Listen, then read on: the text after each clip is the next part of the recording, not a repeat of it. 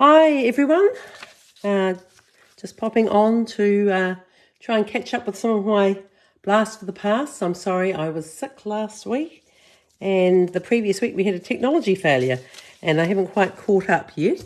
So 2 weeks ago I did the live, but somehow, and some people actually saw it, so I know it happened, but at some stage it deleted itself, or maybe I deleted it. I can't possibly say. Anyway, I thought I would show you, this is kind of a blast for the past, partly because I'm going to use an old DSP, but I was asked to create a retro card for a birthday yesterday, and the recipient was very happy with the what I made. I've posted it on my Facebook page, and I'll put a link to it here with this. So it was a slightly different style, but using circles. And it made me have a little play around with some more circle-based cards with this sort of retro feel. So these are a couple more that I made yesterday. And I thought I could show you how you do that. It's super simple and quite fun to see the patterns that come out when you start putting your circles together. I've got another one here. It was a different colourway, but somehow when I moved things, I know it'll be a surprise to you, but I seem to have lost the bit I want. Nope, cannot see it here. But I've got the other pair of it, so I'll show you. I'll go and get it. Hold on. Give me one moment. So these were really popular about 3 years ago, and they do give a really nice retro look. And there's several ways of making them, but I thought this, after I looked at a few different ways, I thought this way was the simplest. So you make 2 sets of graduated circles, and I'm just going to, this is one using 4 colours. I just use 3 on this one, and I'm only going to use 3 on this one too. So, and I'm going to put it with this, seeing as we are focusing on DSP, I am going to just use a background, and this is quite a funky sort of retro look to it too, I thought.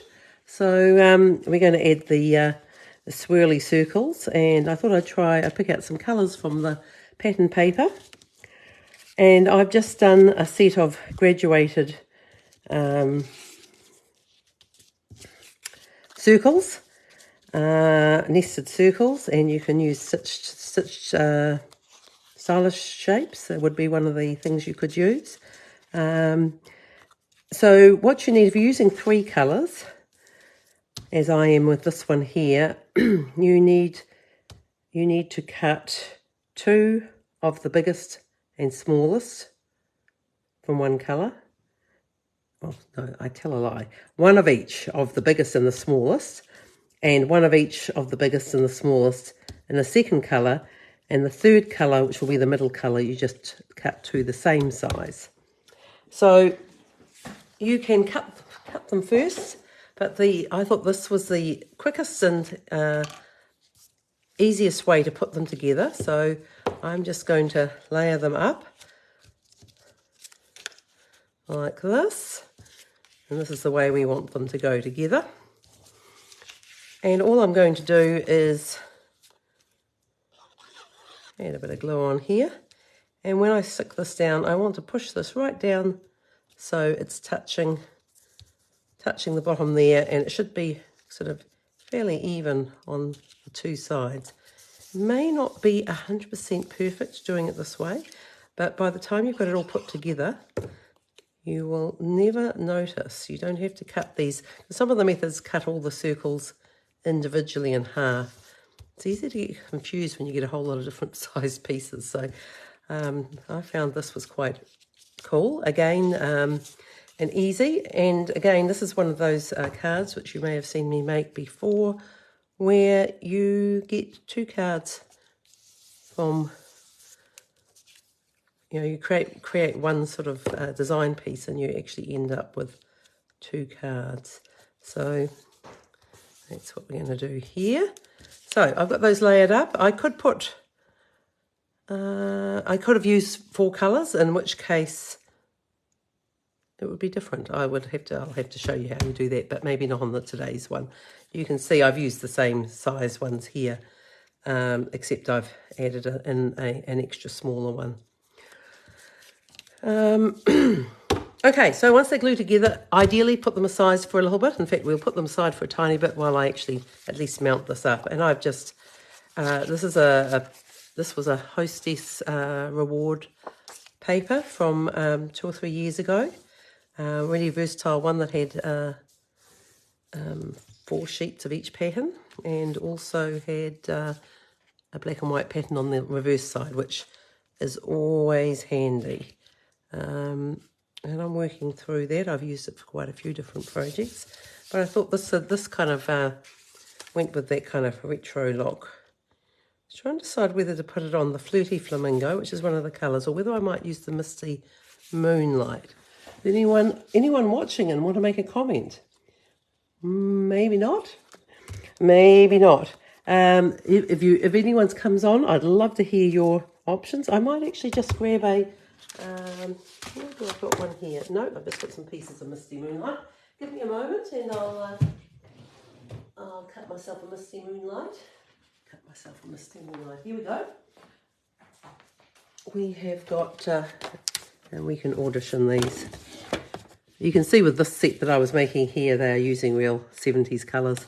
So it's quite fun to practice with the different things. So I'm just going to, I just about always cut 2 card bases at the same time. It's definitely quicker doing it that way. So we'll make that card base a standard card base of half an A4. And I'm just going to fold, burnish. If I can find my burnishing tool somewhere here. Sound effects while Caroline bustles around in the undergrowth. You know, it'll be right in front of my eyes, like this one here. Here we go. So burnish that down. So do I like it better on there? Oh, I still can't tell. Why don't I do the swirlies on there? It might give me a better idea. So they've had a little chance to dry. It'd be better if they were possibly even drier. I'm going to cut them in half. Now, when I did my practice ones, I didn't do them on my trimmer. I did actually do them on, I've also got a guillotine. And that might be a better way of doing it, but I'm just going to see if I can do it here. So you want it, I know that this biggest circle is just under 3 inches. That's a very good question. What is it in? It must be it's actually probably 7.5 centimeters. Probably is. So that would be 3 1/4. 3 1/4 centimeters, which is going to be about there. No, not that much. Anyway, just under, I know it is just under 1.5 inches. So you want to line it up so that the apex there, where all those little circles are nested onto, is right up at the top point there. So we can cut it in half like that. And yeah, I've actually managed to cut through all 3 layers there quite cleanly. So I'm pretty happy with that. And I'll repeat this up here. Just push it up into that spot. Check that you're at just under 1.5, and cut that through. Great. So we should put that aside. Now, what you want to do is, this is a matched pair, and this is a matched pair, and we want to swap them over. So let's swap them over, and there's a couple of things you can do. You can make a swirly swirl like that, which is quite fun. I'll put that up there so you can keep looking at that. And the other option is to do this kind of swirl, where you're just offsetting it so the colours form that sort of S S-bend, which I think is quite effective. Now let's just see. This is going to be quite busy, but this was a busy time. Whoa, this might be too busy even for me. What do you reckon? So I think I'm just going to stick that down. One of the things you can do is just separate that a little bit because we're going to put something over the top, as we did here, to cover up those cut edges and unify the design, and also add in the sentiment also too, of course. So I'm just going to put a bit of glue down here. We probably want that about there. Glue down here, and yeah, this is where we want to match it up, but then I'm just pulling it down a little bit. Probably wanted that a little higher, but anyway, that's where it is. It's stuck. So what do you reckon? Which one are we going to put it with? Oh, colours. I think maybe I do like it better on the Misty. I'm going to pop it on the Misty Moonlight. And I've just made it so that have a fine border of the crushed curry. It's another one of the paper colours in the paper. And now we just need to have something that's going to pop over that piece there. I'm going to show you an alternative with this as well. I'm just thinking as I'm doing this here. So you can see the opposite colourway just has a slightly different feel to it because of the dominance of one colour over the other. So we are just going to make a little stamp strip to go across there. Let's stamp that strip. I'm going to show you a couple of other things too. Some cards from last week's class, which I think you might enjoy watching, and they're much better shown on video. So if you wait till the end, I'll be able to show you that. So I just need a little strip. I just want to make this into a little happy birthday card, I think. And I've got my happy birthday that I put on my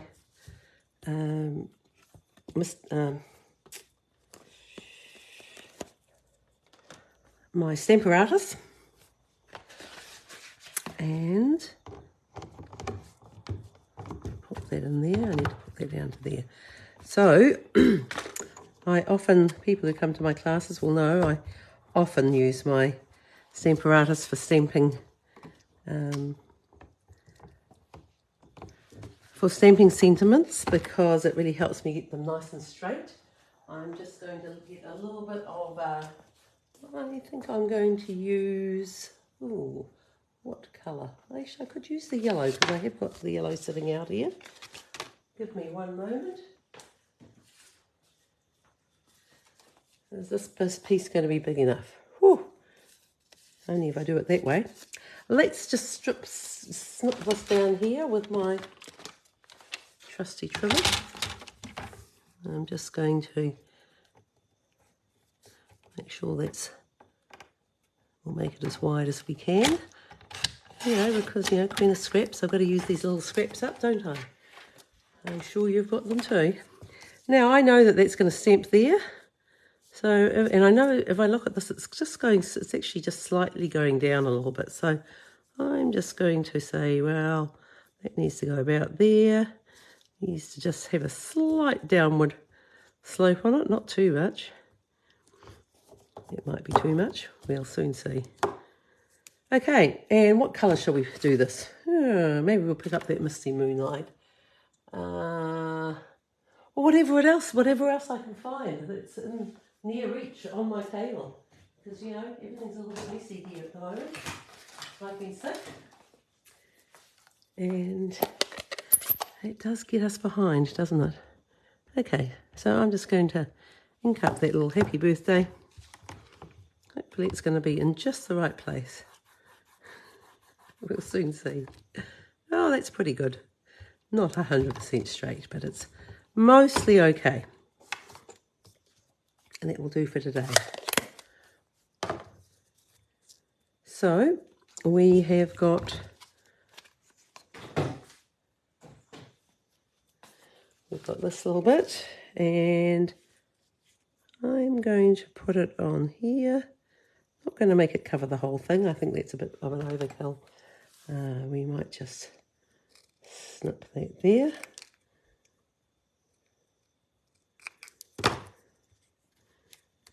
Whew.